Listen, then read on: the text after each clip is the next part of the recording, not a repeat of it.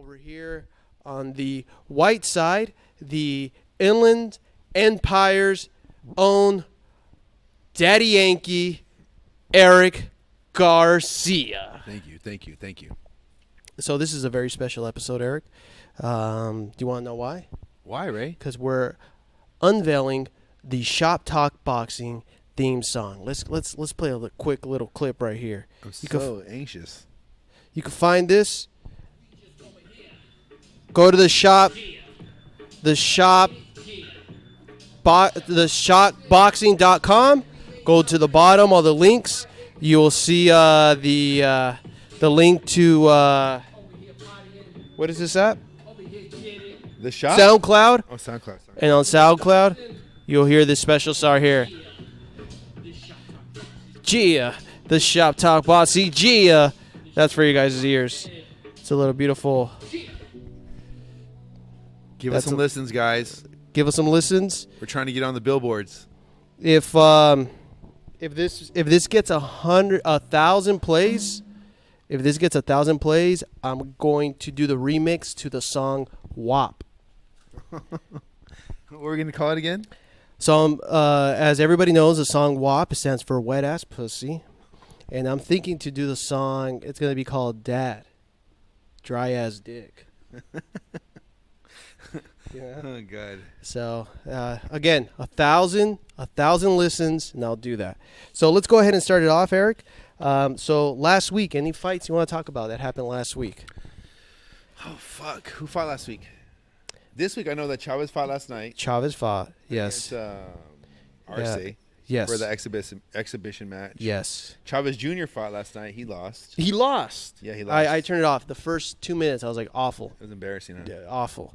Well, you know, it was an exhibition match. They had headgear on. They weren't really. No, but the Chavez, the son, the junior. Oh yeah, Junior. Yeah, he's a fool. He's no good. But besides that, anything else you want to review? Charlo's fought tonight. Okay.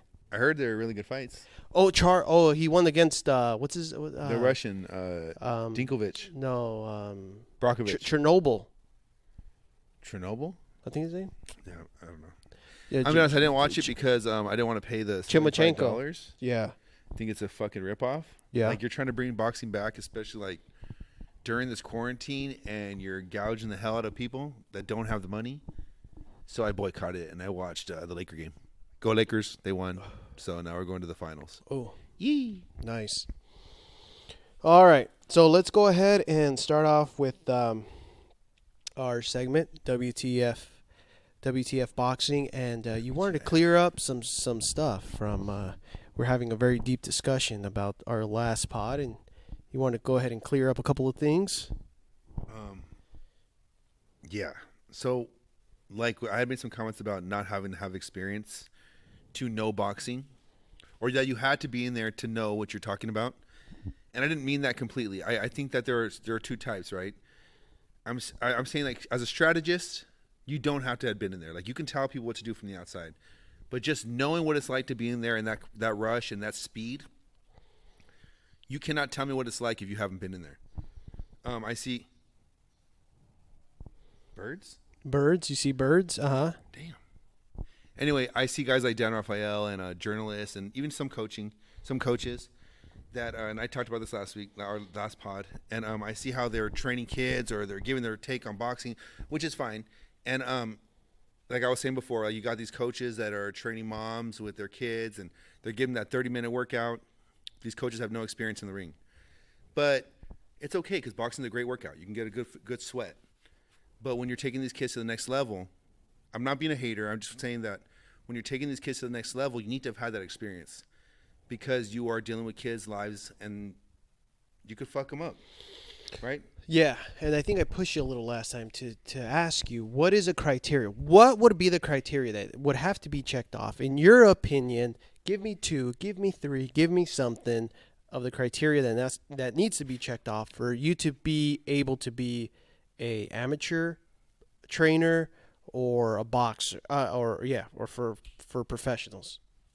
That's really difficult because, like, I'd have to see the person, right, and hear what they're teaching, and see that they have the best intentions for the child or for the fighter at hand, right?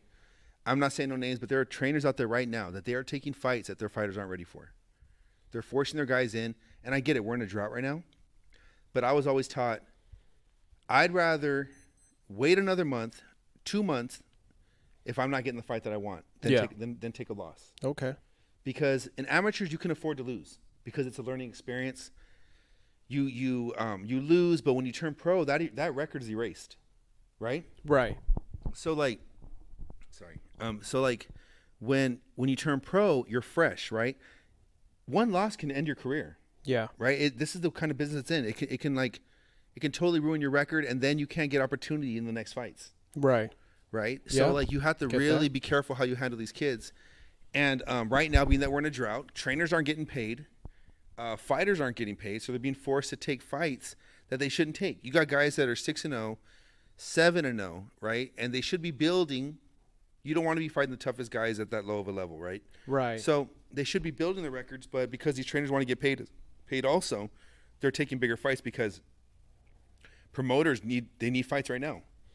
So should it be something like if you have a camp and you're putting in fighters, you need to have a consistent win to loss ratio to make you feel like if you're going to be professional? Because how about, are there camps out there that get fighters, put them in the ring, and they have a consistent losing score? Oh, definitely. Okay. Well, then, there was a guy we used to know. His name was Repo Rick. Okay. Right? I know. I don't even know how he got that name, but Repo Rick.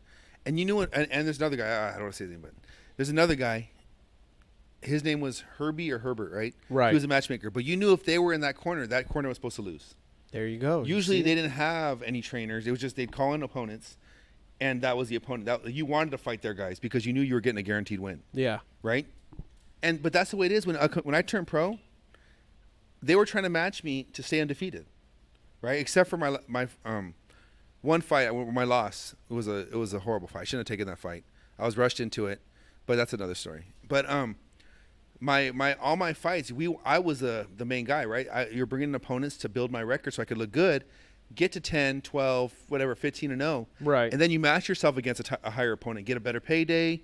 You've already built your resume, right? It looks better. You might not be that good of a fighter, but at least you're going to get opportunity to get a bigger payday and fight better fighters than rather lose that chance early in your career because they're matching you poorly, right?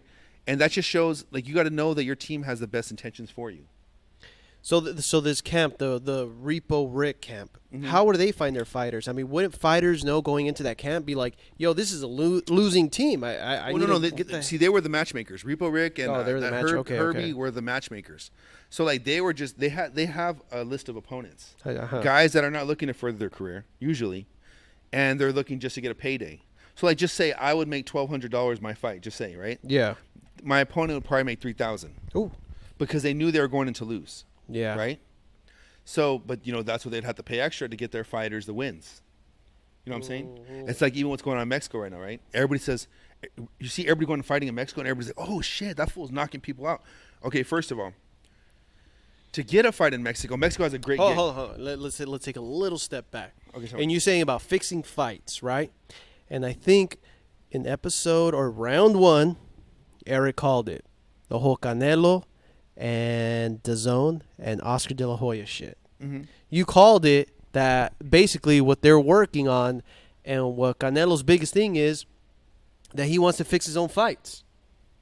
Definitely.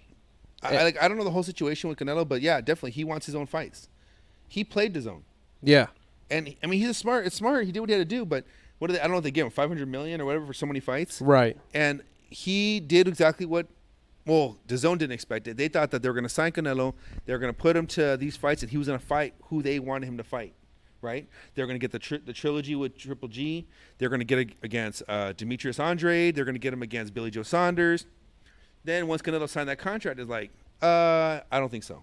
It doesn't say anywhere in here where I have to fight this guy, that guy, or that guy.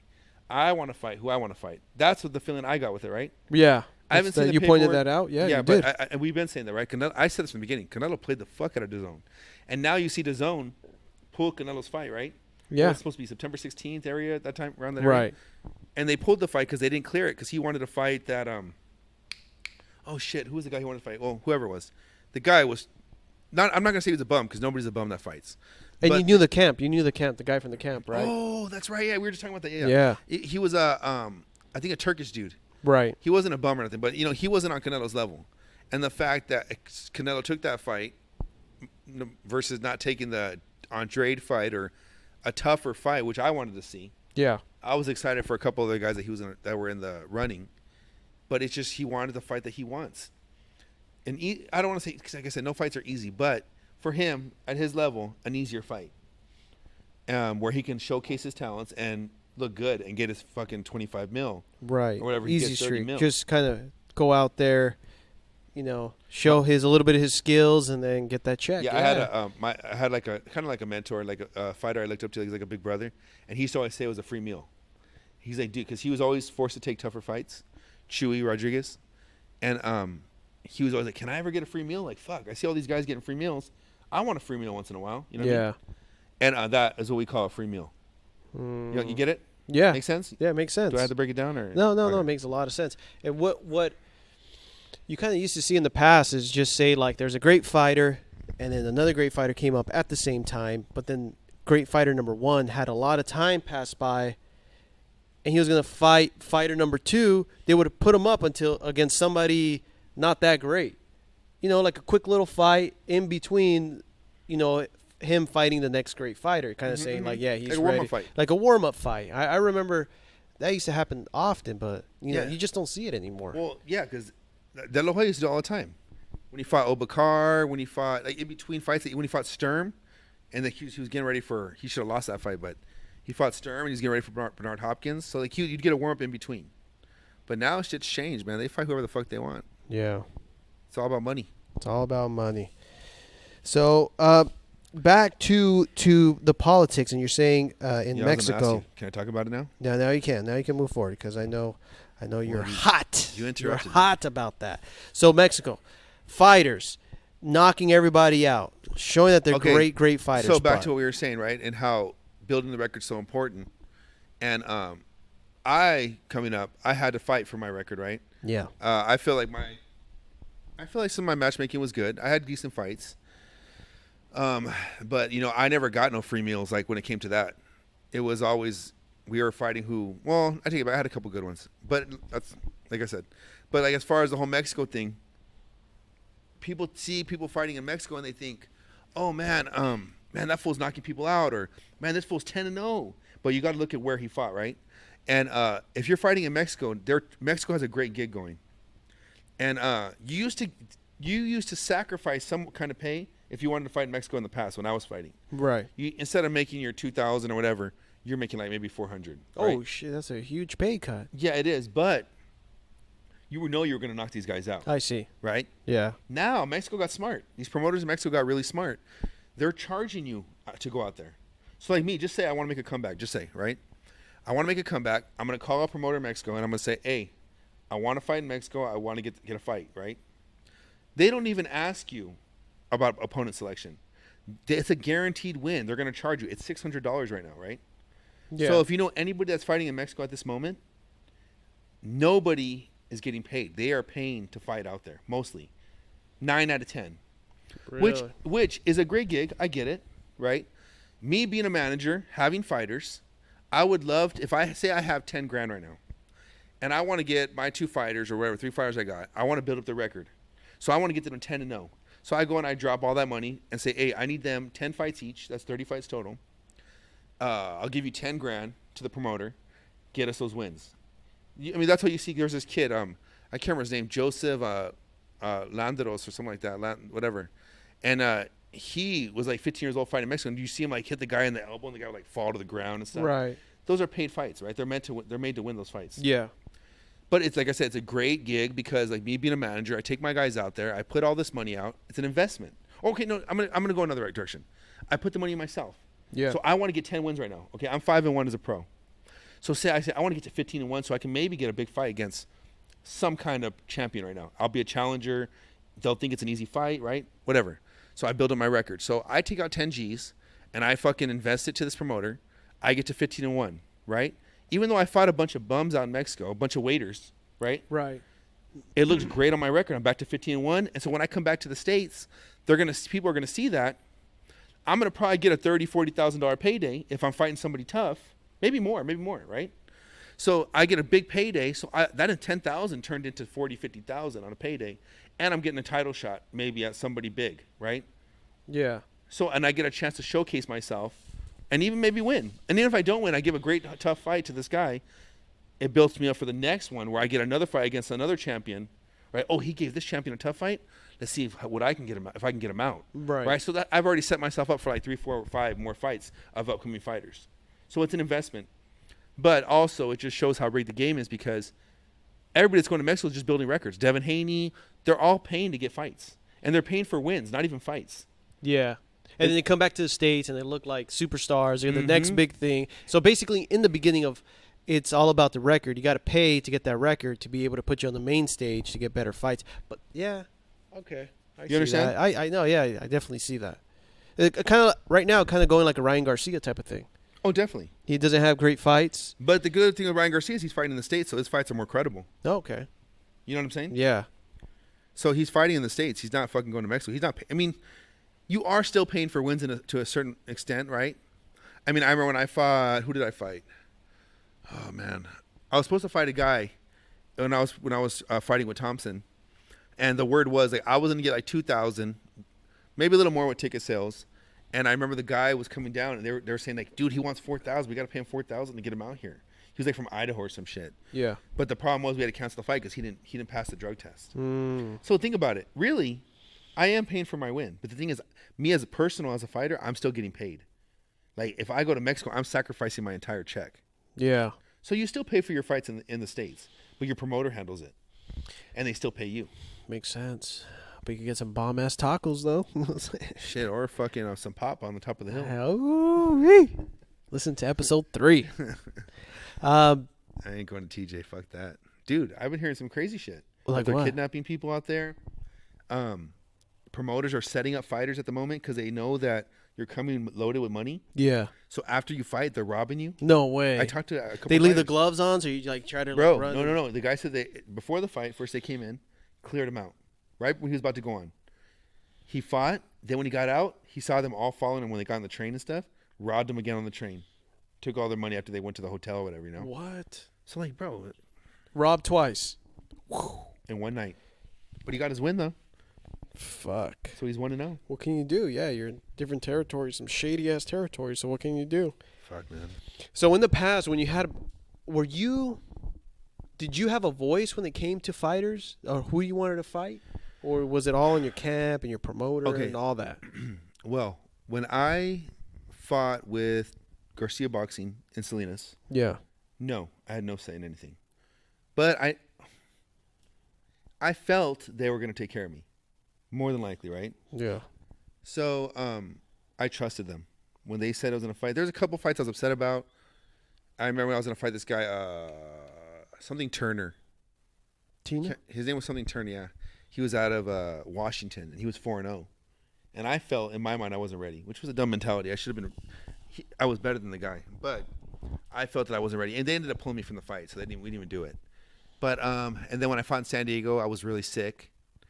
And I was real sick, and I fought Demetrius, not Demetrius Andre, what the hell was his name? Johnson, Demetrius Magic? Johnson or something like that. Something with D Johnson, Deshaun Johnson, Dwayne? Deshaun Johnson. John. Okay.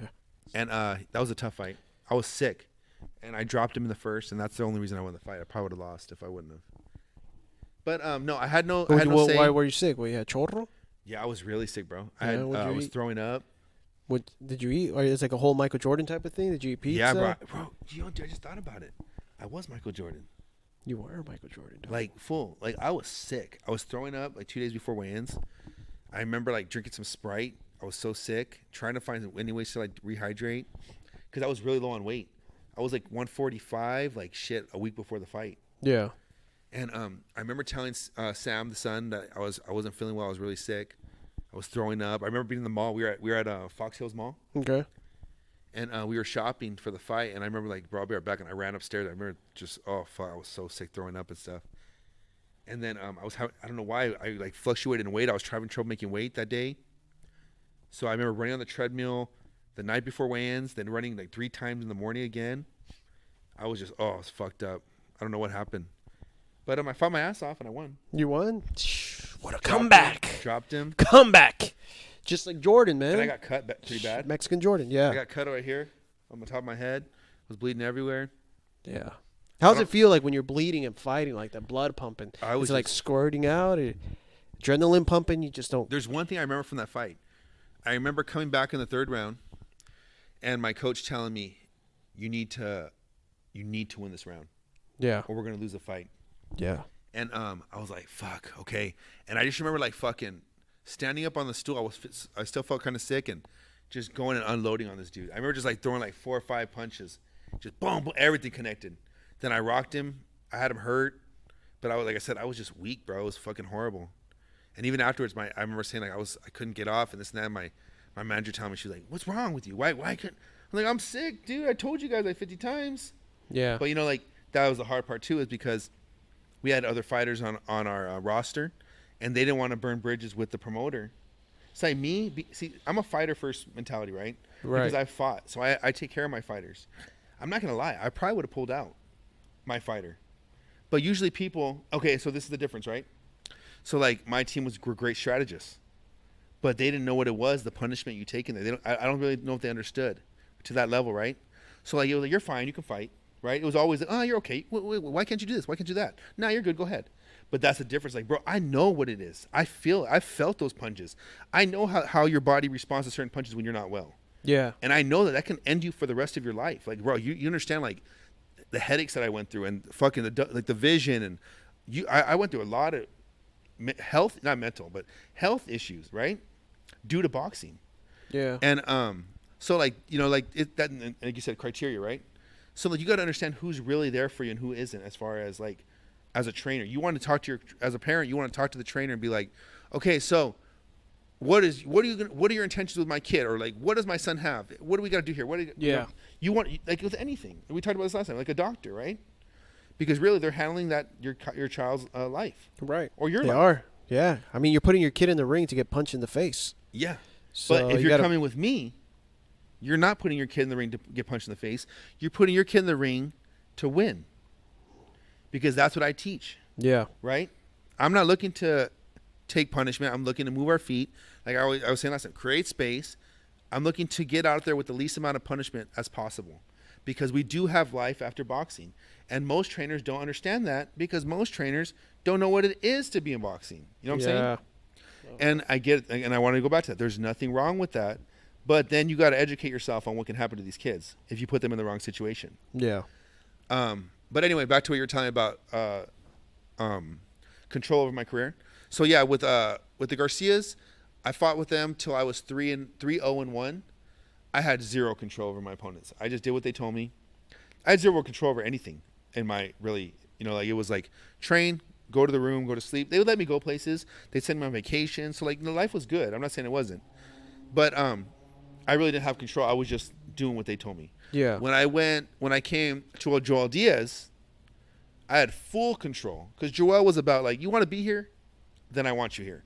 If you don't want to be here, I don't give a shit, because then somebody else is gonna come, right? So like he was never on my ass about running. He didn't ask me if I ran. He didn't care if I ran. He was like, "Hey, dude, you want it or you don't.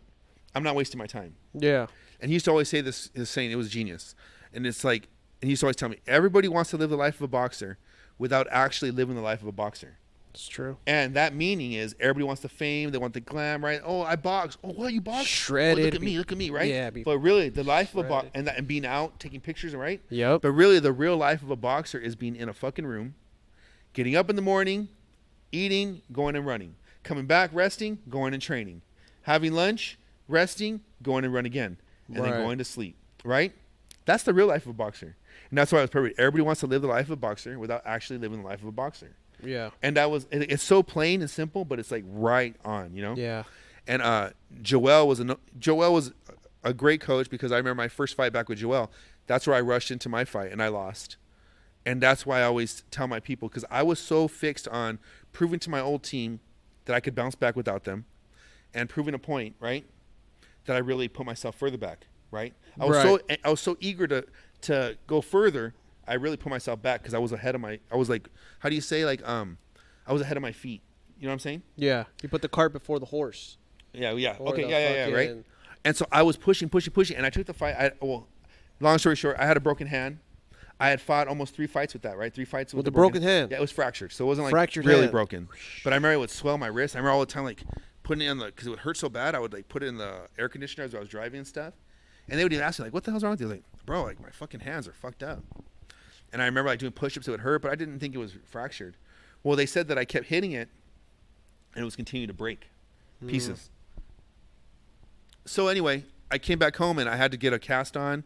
So I was out for like a month and a half, but I'd already hooked up with Joel. And I was like, we were getting ready to go, right? Dominic Salcido hooked us up. And so I went out there. I was like 170 some. I was heavier, like 78, I think I was. And I sparred with Tonio. I felt great. I was getting in shape, but I dropped like over 20 pounds in that month. Shit. Right? Because I was like so quick. I was like, I need to fight now.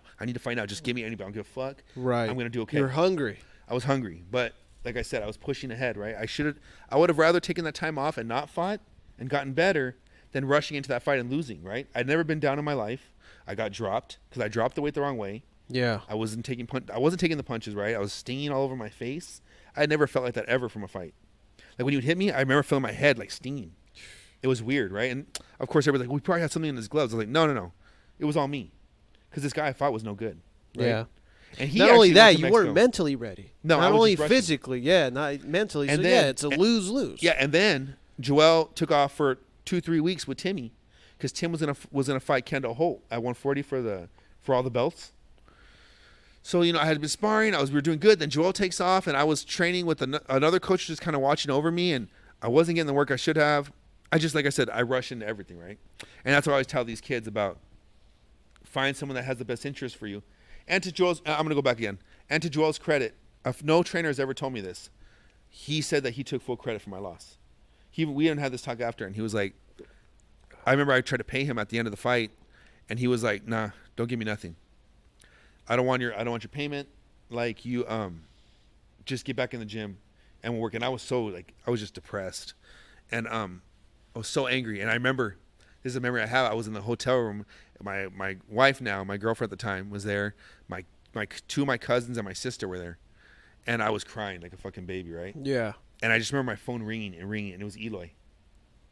Over and fucking over. Because he was like, he wanted to know if I won. And I already, like I said, I always got the feeling like he knew, but he just wanted to, it was kind of like I don't know. You want the assurance that he knew. Like, fuck yeah. Yeah. So he could go run back and tell people that I lost. Yeah. But, Get that nose candy. yeah.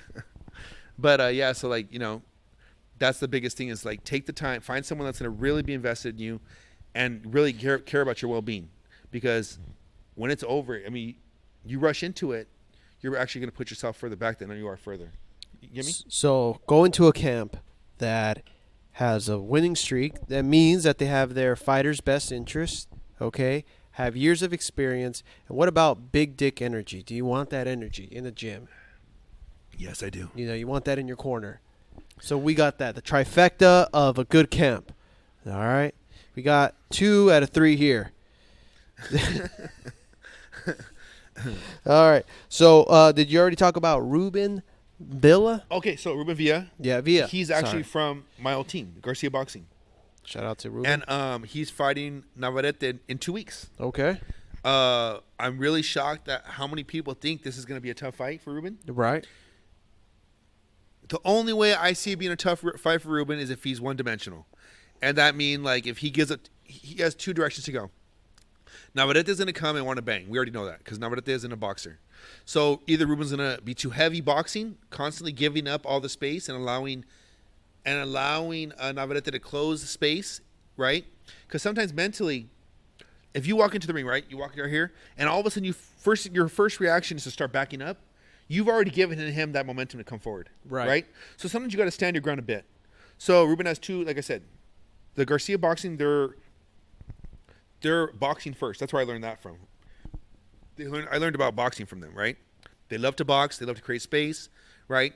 But they're not too much on sitting and shooting, right? So I'm just hoping Ruben doesn't give up too much space and allow Navarrete to come in and close that space and gain so much momentum where it haunts him in the later rounds. Yeah. Or I'm hoping Ruben doesn't think that he has something to prove, trying to push Navarrete back constantly, right? And just going at him and falling into Navarrete's fight. You follow me? Right. Where he starts fighting his fight, and now he's stuck in that fight for 12 rounds. You don't want to go and fight somebody else's fight. And I get the idea of sometimes beating them at their own game, but this goes back to what I teach. Let's get in there, let's get the fucking win, and let's go home and enjoy our families. Right? While they go to the ER. Yes. Damn. You know what I'm saying? And that's what I pride. That's what I've always I prided myself. Yeah. Or I pride myself in. Pride. Yeah.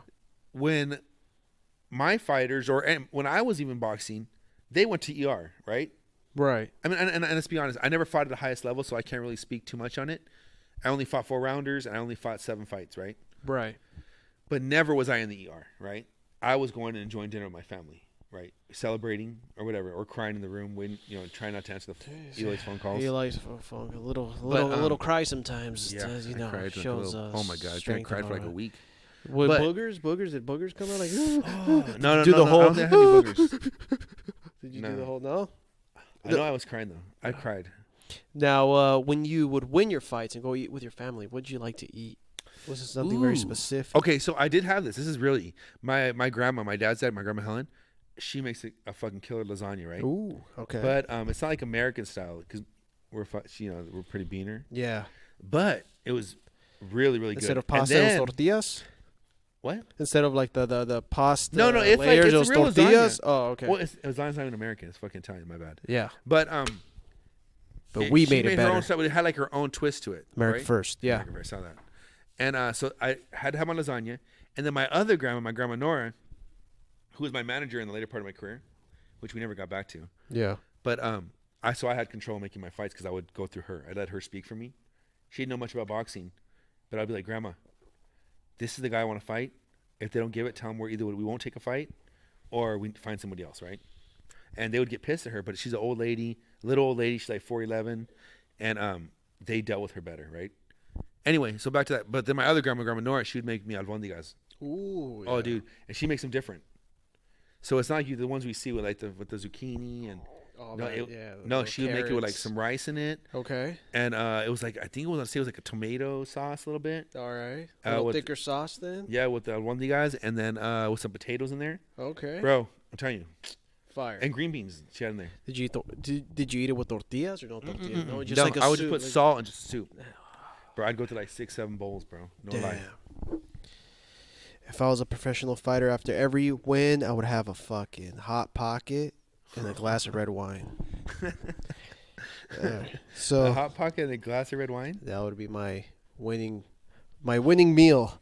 All right, so we talked a little bit about the Mexico corruption, and you wanted to dive into a little bit about more of the politics in this sport, and I think we've seen it a lot. We already brought up Canelo, all right, and his political game here. We got the election coming up in November. We got that political game coming here.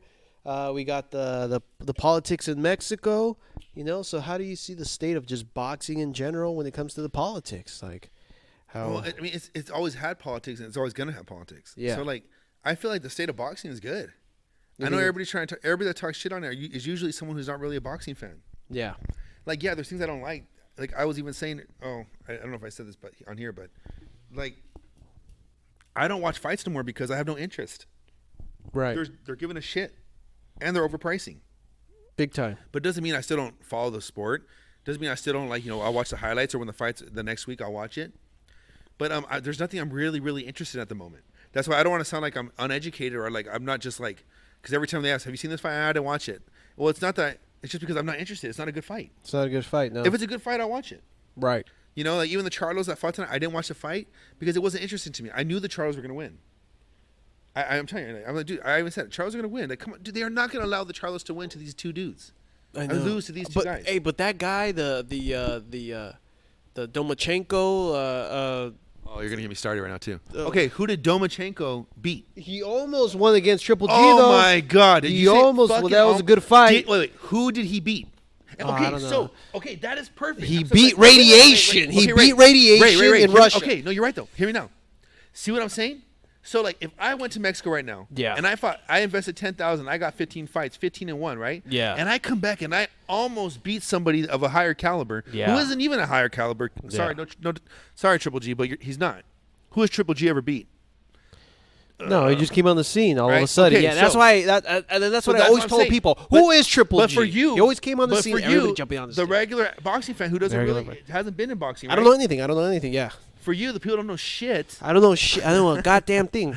No, but what I'm saying though. So Yeah. look, your main argument is he Almost almost beat beat Triple G. So now that makes him good enough, or a good Yeah. enough opponent for Charlo, right? Yeah, right. To make you want to watch the fight and buy the fight. The Boom. the conspiracy is fucking unveiling right Bro. before my eyes. Bro, you know what I learned yesterday? Yeah. I was talking to this guy. I was training him. He's a track athlete, Right. and he was really good. I guess he was like top 5. So in the I nation. wait. Hold on. I've been tricked this whole fucking time. Bro, we're tricked every day. Oh my Do we god. want to go into this right now? Look at media right now. Yeah. Look at everything going on. Look We're at it. tricked Look at it. daily. They play us. They want to keep us scared. They want to keep us on our toes. Fuck. So true, man. Oh, marketing, bro. It's all more. Bro, okay, it's even like this. Look at the PS5 right now. Oh my God, we're running out of PS5s. You got to pre-order now. So everybody's like fucking panicking. You got people driving around GameStop trying to see when the next one's gonna come out. There's no more PS5s, bro. They're gonna fucking make more. But that's what they want. They want to put fear into us, so we're panicking. And we're like, we got to get the PS5 now. We are. You got people on their fucking on their computers for days. very fear-based creatures. We are very. I don't know much how. so. I know I'm going on a tangent. Yeah. Anyway. No. Anyway, you're talking to somebody. Sorry, because my mind was blown with. Oh with yeah, that's what I was you saying. just Well, right now what I just said, because it's so smart, right? Right. And I really always wonder why I was so smart. yeah. I'm like, Dad, Eric, you cannot just be this smart. Like, God, you know what I mean? If there's a God, he couldn't have just created me to be this smart. Yeah. Well, a guy I was talking to yesterday, he was a top track runner, right? Okay. He ran at Mount Sac. He's like in top 5, I guess. And he was saying that jumping rope makes you smarter. It strengthens. What's the left side of your brain called? The amygdala. There's- you know, there's 2 parts of the brain, right? Yeah. The left side, The where left side. coordination comes in and Oh. hand-eye, all that bullshit, right? Yes. They say that jumping rope strengthens that. What? I did not know that. Me either. And I was like, bro, I've been jumping rope my entire life. This explains why I'm such a fucking genius. No wonder. And I've never jumped rope, and I've always been like, if I only had a brain. Oh, dude, God, no. Oh, I want to say thank you to our sponsors. Rock House Brewing Company. They made a drink just for me. It's called Eric the Red Ale. So I want to Look at give this thank guy. you. They know that I'm a local legend here. And so they really did. When you go to Rock House, tell them I want the Eric from the shop. Let me tell you about today's sponsor also. Okay. Let me tell you about today's sponsor. And I went searching today and I couldn't find it, but it's a noteworthy sponsor that we need to talk about, especially in this special month of the month for celebrating Hispanics. We've been to the moon. We invented the internet, connected to the whole world. Okay. Mexicans No, just in general. Oh. Just in general, like we put 2 things together: people and these power lines, and we've connected people. We've put fire in a tin can and shot it up to the moon. We've sailed across the sea. We got Fireworks? water, fireworks, but there's no invention better than the Choco Taco. Okay, for this month, the Choco Taco. Look at that innovation.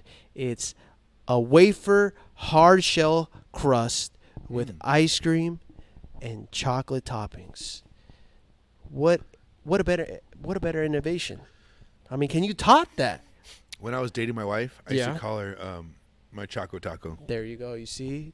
My wife's Circles. My wife's The black. simulation exists. Look at that. All comes full circle.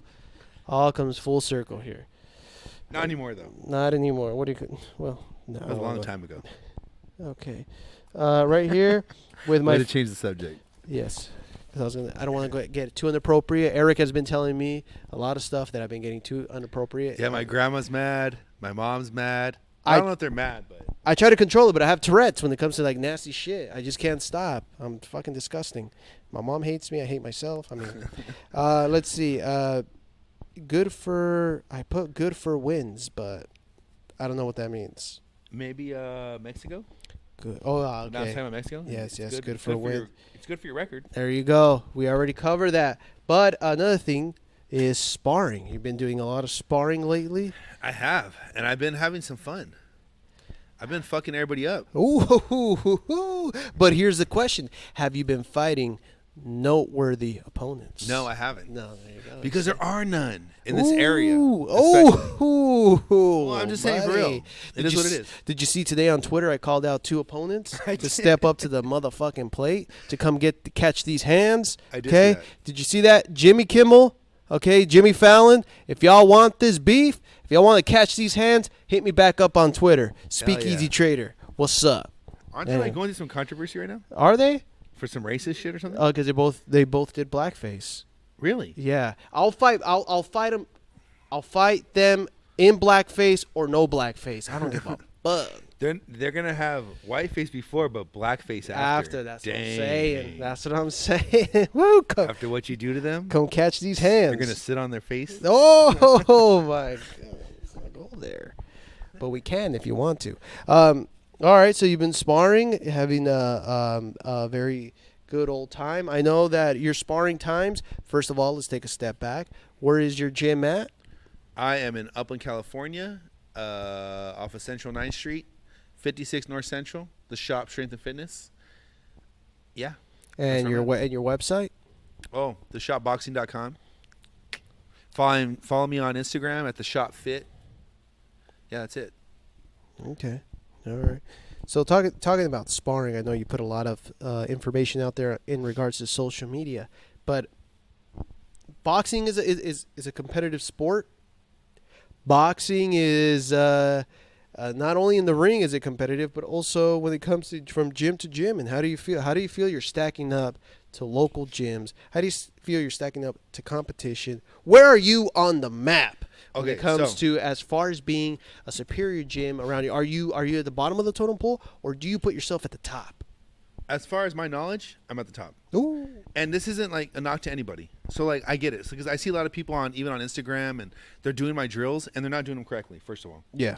And if you want to see them done correctly, go to gumroad.com. I have some videos on there that you can follow and check out. It shows exactly what I teach. I'm not trying to hide what I teach. I'm not trying to keep it private. I'm okay with other people doing my stuff. But if you're going to do it, please do it right. I see people trying to do my cone drills. First of all, you got to step to do the cone drills, right? The cones are for a reason. Yeah. And like I said, I'm not going to break that down now. If you want to know why that reason is or what that reason is, go to my Gumroad. Check me out. Do you know what's that? Yeah, go to the shopboxing.com, and then at the top there's training, online training, and it'll take you directly to the Gumroad and where Eric posts his videos on his training techniques. Yes, definitely. And I have some on my Instagram as well. But it's not their fault that they're not on my level. And this is not even a cocky thing. This is, you got to understand that I've had 4 pretty good coaches, like almost great coaches. First of all, I had Larry Ramirez. He was a coach on the 1988 Olympic team, right? He ran his gym in Fontana for I think 30 years.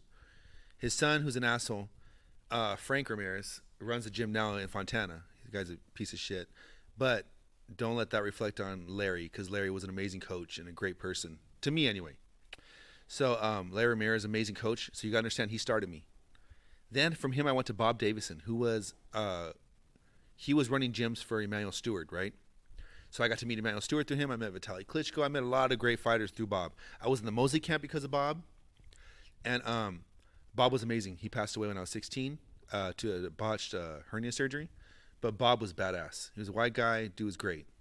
And so then from Bob, when Bob died, I went straight to Salinas, California, where I got some great knowledge on strategy. So Larry Ramirez taught me how to fight, right? Bob taught me a lot about footwork and head movement, transferring weight side to side, right? Then when I went to Salinas, they were all about moving your feet, getting out, circling, creating space constantly, right? Staying away, not getting hit, not taking punishment. With Don Hamilton, Max Garcia, right? And Max was great on conditioning, so I learned a lot of conditioning from Max. He was good at boxing too, but he was great at conditioning. So I learned a lot. And then Kath used to make all our meals, so I learned how to diet. I had Linda Rodriguez, who, rest in peace, she passed away as well, but she was my nutritionist. She taught me a lot about nutrition, a lot about supplements. I mean, all around I learned from them, right? And then Kathy managed me. I learned a lot how to pick opponents from Kathy. I learned a lot of things from them, business-wise also. Then from them, I went to a Hall of Fame coach now, Joel Diaz. And I was with Joel for about 5 years, 6 years, on and off. So like, you got to understand, like I got all those styles different. And Joel was all about turning punches, extension, hard hitting, right? Head movement as well. So like you understand, I took all these top trainers, right? And I mixed them all together. I mashed it all together and I made it mine. And you'll see that with all my fighters, bro. We don't have just one style. We're not just running. We're using our feet. We're moving our head. We're hitting hard. We're hitting fast. So, like, it's not these other gyms' fault that they don't know what I know because, bro, I've been everywhere, right? I was that kid in the back seat everywhere we went. When we went to gyms, I was a gym rat. Like, I didn't get a lot of fights as an amateur because I was in a pro camp at all times. I was in the Mosley camp for, like, from 13 to, like, 20. Then from there, I was in Timothy Bradley's camp. I got to train with Julio Diaz, Cub Swanson. I mean, you're talking like the list goes on, dude. So like, I got to spar Mikey Garcia when I was like 14, 15. I'm just saying, like, so it's not their fault. Yeah. So like, well, that's a pretty. You kind of get that's a thick. From? Yeah, that's a great resume. So like, that's well, no, I mean, like, I honestly, and I've proven nothing for myself yet. I'm barely scratching the surface. I'm getting there. But, like, just telling you, all the places that I've been, I'm putting all together, and I'm putting into my gym. And this is why I feel nobody's on my level. And I look at guys even at the highest level. I look at the Charlo brothers. I look at Canelo, who's amazing, right? He's a great fighter, but he has zero footwork. They're on their heels. They're not on the balls of their feet. And this is stuff that I see. I see little things. You know, you bring that up. It's like yesterday, I know he's retired. I know he's old. But I was watching a little bit of the Chavez fight, the senior, and I was watching his old videos and how he fights, like the brawling style, head first. He goes head first. Head past the knee, off balance. But he was so strong. Yes.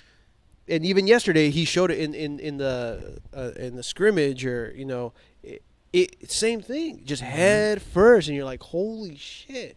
You know, from what you teach, you're just like, that's just something you just don't do. And it makes a lot of sense because you don't want to put your head first. And yet. Well, certain styles can get you so far, right? Right. Look at Chavez. He had a Hall of Fame career. I mean, he didn't fight the best fighters. He fought, half of his career was against taxi cab drivers. Yeah. But once he stepped up the level, ask Pernell Whitaker. Well, he can't. He died. But Pernell Whitaker boxed the shit out of him. He exposed Chavez for what he really was. Oh, shit. Not even Pernell Whitaker. Medrick Taylor. Beat the dog shit. He got lucky that Chavez got lucky to knock him out in the last round. But Medrick Taylor boxed the hell out of him because Chavez had no footwork. He was head front. He was front heavy. Head forward, just loading up, stepping off balance, while Taylor just circled, pop, pop, pop, circled, pop, pop, right? And they call it running. I call it using your feet. You know what I mean? Right. Yeah. But that, that's another argument. It's the same thing. It's like the same fight where Lomachenko lost. His one loss. That guy had the same style. I don't know what to say. Head first, Salidos, yeah, head first, just wailing, just throwing punch after punch after punch, and he just kept on pushing back Lomachenko. Salido was tough as fuck. Yeah. We got to train him a few times because his coach was. We trained in the same gym at La Brea, Brusa. Yeah, he died too. Rest in peace. But Brusa was badass. I learned a lot from him too, dude. Not like a ton, but little things here and there. A lot of the drills I still do here, he taught me. So, it's crazy. Like, the experience that I've had is insane in all the gyms. It just sucks. It makes me it pisses me off because I didn't really get to put that into the ring so people to see. I was always in the background. Yeah. And the minute I did get the front seat, I threw that shit out the window. So, I mean, if I'm hearing correctly, so what you're saying is that you're able, within your certain geography, you're able to take on any boxing gym's top fighter and beat him with your style. I'm not going to say, well, listen, first of all, I'm fat. I'm out of shape. I'm older. But I guarantee I can hang with your fighter. Yeah. I'm not saying I'm going to beat him. But right now, you bring anybody in here, I'm going to hold my own. Ooh. Right? Yeah. And that's the thing that's what shows. It's like, with my style, it gives us not athletic guys, regular guys, a chance to hang with anybody. Because at the end of the day, all you got to do is step back or step forward, right? Yeah. And me, like I said, there are top fighters who are in shape. I'm gonna give them great work because I'm gonna make it ugly. I'm gonna make them miss. I'm going to tire them out. I'm going to close distance. I'm going to create space, right? Yeah. And yeah, fuck yeah, I can give anybody's fighters a tough fight right now. Hell yeah. Well, it's okay. What next? Yeah. What next? What? What next? Okay. What next? Well, I mean, that's all I got. I just got two more things. As you know, Eric, I was reading today that they're gonna reboot Rocky. Oh fuck. They're gonna reboot Rocky. So right now they're actually looking for. It's gonna come out in 2022. And they're looking for people to cast who's going to be the new Rocky, and for many reasons, I think that you're it, man. I see you being the next Rocky, man. Really? The I Mexican do. Rocky? I do see you Rocky? being the Rocky, cabrón. But I think we need I think we need a casting tape for us to send it, so you to get so you to get on and have a chance. So. Are you down to do a scene so we could send it and see if you could get the part? Well, this is not my strong suit. But I think you got this, man. Okay, fuck it, go. All right, here we go. Is my line gonna be long? It's gonna be yes. Oh my god, dude! I can barely even read. You got to do it, man. I mean, look. Should I jump rope before we start? Just get pumped up. To get me man. fucking get pumped smarter? up. Okay, so rehearse this. I'm gonna set the scene. Okay. Okay. I'm gonna set the scene. So when we when I point at you and say Eric, go. This is a lot. I don't know if I can handle this.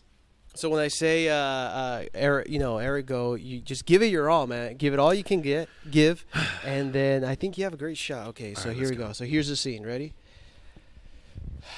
So Rocky frantically looks in all directions, barely manages to see Adrian, jumping up and down, waving.